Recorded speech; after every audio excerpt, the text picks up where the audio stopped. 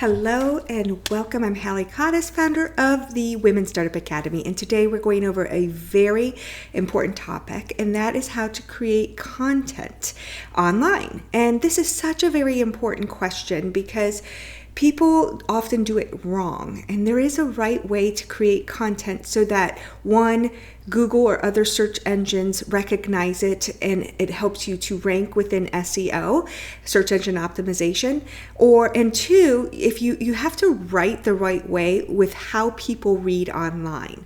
So we are going to go over these elements and the 5 steps it takes to create content online. Okay, so as I mentioned, why it's so important that you really think about why content marketing is so important. And when we create content, we're creating content that eventually will turn into evergreen content that you can market in the future. Okay, so let me just say one thing. I see so many businesses doing this, and they're spending all their time on social media, okay? And what they're doing is they're putting all their content on social media, but they're not putting it on their websites. And they have that backwards. What they should be doing is they should be creating content on their websites and then using that content in order to over on social media. But the most important part of that equation is creating it on their website. Because let me tell you why. When you are just creating it on social media, you do a post, whatever it might be about, and it has traction for, say, 1 hour. It peaks the first hour, and then after hour 2, it starts to fall, right? And then after 3, it's like disappeared. It's no longer getting traction. Nobody sees it anymore. Social media has such a short shelf life for content being seen over and over again, okay?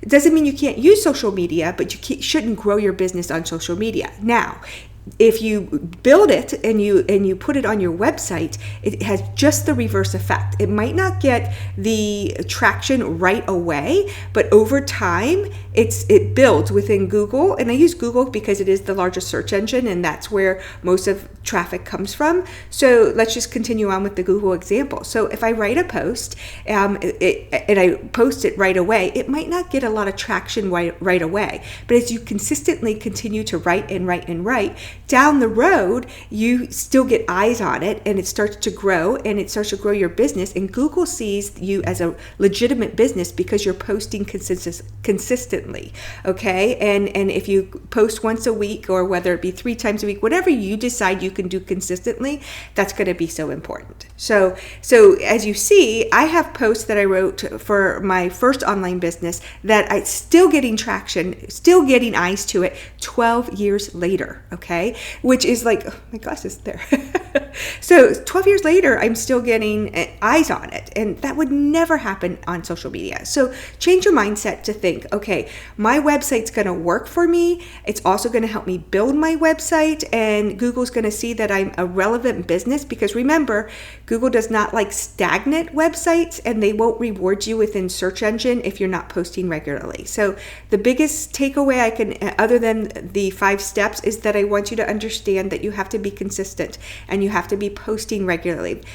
Blog posting or creating a blog no longer is what it used to be. It used to be that you could blog about your lifestyle. It's more about ranking within search engines and showing Google that you're showing up every day for this business, and it's not just a stagnant business just sitting in the webiverse, whatever you want to call it. It's not out there. You are legitimately giving value to people who are coming to your websites. Okay, so let's talk about the 5 steps that you need to create content on your website so that people are getting valuable content from you, and it's written in a right way. Okay, so there's a wrong way to write for the internet, and there's a right way to write for the internet. And what I want you to know, the wrong way is like if you were to write like you were reading a book, and there was a paragraph after paragraph, and people don't read on the internet, they scan. Okay, did you hear that? That's so important. People do not read on the internet, they scan. Okay, so you have to write your post post with that in mind. They're coming to your website and they want to be able to see what it's about with, just by scanning your content. So you have to write for that, okay? So here is what you need to do, okay? The first step is that you have to come and you have to solve one problem and only one problem. Simplicity is your best friend, okay? So remember, we're in the job of helping people, creating solutions for people and finding solutions for the problems that they have. So take a problem that they have and solve it. Just that one problem, okay? And you can see how down the road you can have so much content because you're only solving one problem at a time. So you will consistently have content that you can create for months and months and months, if not years, all right? Okay, so that's step one. You want to create only one problem. And you can even take that and do a video and with that one problem and include that on your post, okay?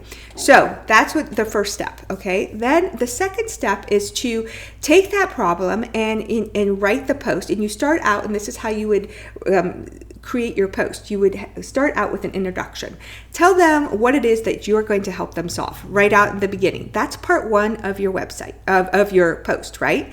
So then you want to take, after you've done the introduction, you want to take 3 to 5 bullet points or 3 to 5 takeaways that they need in order to solve that problem.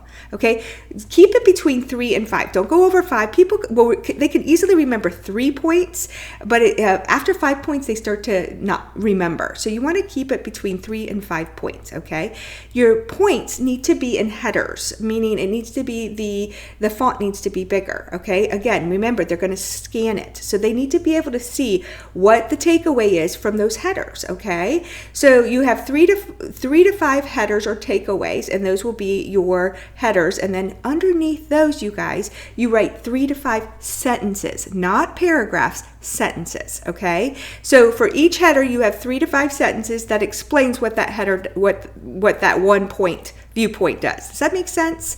Okay, so you have 3 to 5 takeaways. Each takeaway, you write 3 to 4 sentences, and then finally, let's see here, that would be step 3 would be the 2 is the introduction, 3 is the 3 to 5 takeaways, and finally step 4 would be a conclusion. So you want to sum it all up. You want to bring it all home for them, and you want to explain to them what they just learned, right? And that's so important because you're recapping it, So that's step 4, and finally step 5 in your post, you want to give them a call to action. Okay, this is so important. Invite them to interact with you more. Invite them to join something where you can get their email, because you want to continue the conversation. You don't want them just to read that post and leave, right? And never come back. You want to, if you can capture the email, great. If you can invite them, maybe you have a Facebook private group, invite them there, or invite them to comment on the post below. But you want to keep them interacting with you, because the more interaction you have with them, the more that they get to know you, and the more that they start to say, I might want to follow this person, right? And that's the ultimate goal, is that we want to start building relationships with people who come to our website. So, all right, guys, so that is the 5 steps. Step 1 is solve one problem and only one problem. Step 2, when you're creating the post, start with an introduction of what you're going to teach them. Step 3 is you're going to do 3 to 5 viewpoints on how you're going to solve that problem, right? Step 4, you're going to conclude what you just taught them. And step 5, you're going to give them a call to action in order to engage and to build that relationship even more. And once you do that, you guys, you're going to be winning. You're going to be in consistency. Hear me loud, because consistency is absolutely key on growing and starting to really dive into content marketing. So I hope you found this useful. I have a lot more tips like this. I have a free workshop. If you would like to join the free workshop that I offer, I'd love for you to check it out. I'll leave a link below here, and you can check it out if you'd like. So until next time, I will see you later. Bye-bye.